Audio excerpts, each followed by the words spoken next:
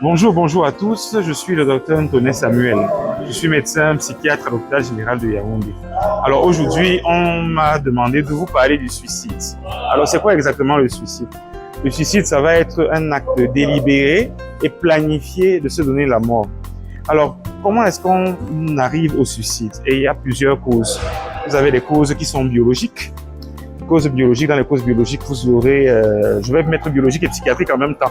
Donc, psychiatrique, vous aurez des troubles psychiatriques comme l'anxiété, la dépression mentale qui est la reine mère, mais d'autres aussi comme la schizophrénie qui peuvent induire le suicide. Sur le plan des toxiques, on a la consommation de drogue qui peut mener au suicide. Sur le plan des médicaments, on a les antihypertenseurs, les immunosuppresseurs et même certains antidépresseurs qui peuvent créer le suicide.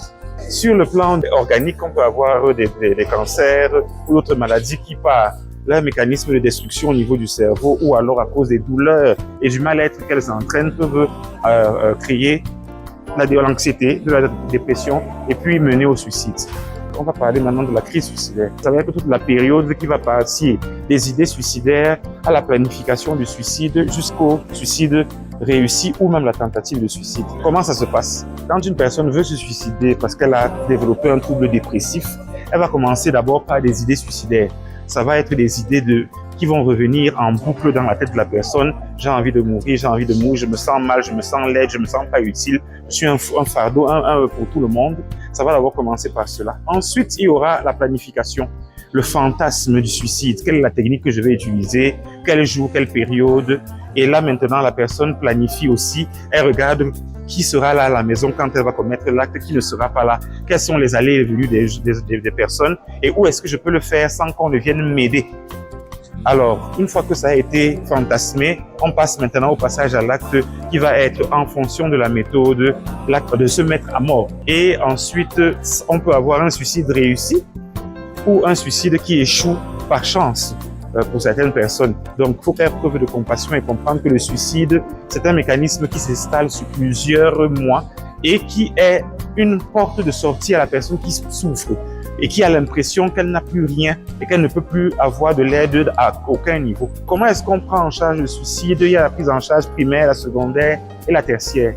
À la primaire, ça va être l'éducation, la sensibilisation, parce qu'il faut agir avant que les idées suicidaires n'arrivent ou que la maladie arrive. Donc, prévention, éducation, assistance des personnes en difficulté. Maintenant, la prise en charge secondaire, on va avoir la prise en charge par des psychothérapies, très important dans les dépressions mentales, mais aussi la prise de médicaments, les antidépresseurs, les anxiolytiques et les régulateurs de l'humeur dans le cadre des dépressions bipolaires. En troisième, la prise en charge tertiaire, on aura un peu de management comme dans la prise en charge primaire, mais ce sera surtout le processus de réinsertion sociale, réadaptation. Parce que si quelqu'un s'est suicidé, il s'est retrouvé dans ses envies par rapport à quelque chose qu'il faut modifier. Il faut se souvenir que il ne s'agit pas de prendre des médicaments dans le suicide, des antidépresseurs et des anxiolytiques. Il faut que vous fassiez suivre. Sinon, les mêmes causes produiront les mêmes effets.